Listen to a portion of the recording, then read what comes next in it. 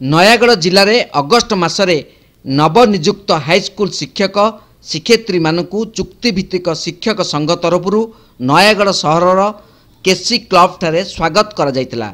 एठारे अतिरिक्त जिला शिक्षा अधिकारी डॉक्टर बसंत कुमार नायक मुख्य अतिथि भाव जोग देइथिले।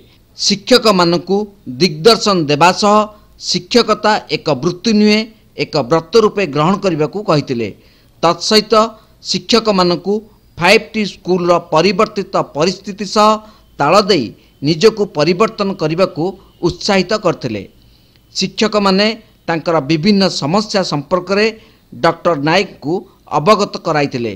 डॉक्टर नायक सेगुड़िकर समाधान पाई प्रतिश्रुति देइछन्ति।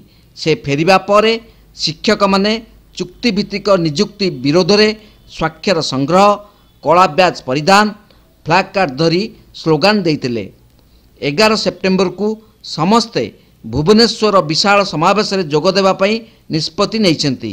एहा परे शिक्षक संघर पुनः गठन करा जायतिला। संघर सभापति मैत्री आचार्य, उपसभापति पद्मचरण साहू, कार्यकारी सभापति शुभ्रांशु शेखर पात्र, संपादक चिन्मय बैरीगंजन, जुग्म संपादक मानस रंजन पाढ़ी, कोषाध्यक्ष अमन महापात्र, सहकोषाध्यक्ष राजेश कुमार जेना, गणमाध्यम संयोजक बापिना परिड़ा और विकास कुमार महापात्र, राज्य संयोजक सुशांत कुमार गुची और चिंतामणि महाराणा एवं उपदेष्टा भावे तपन कुमार भट्ट को सर्वसम्मतिक्रमे मनोनीत करा जायतिला। उक्त सभारे 200 रु अधिक शिक्षक जोग देइतिले। नयागढ़ रामकृष्ण रथंक रिपोर्ट, तीर्थक्षेत्र लाइव।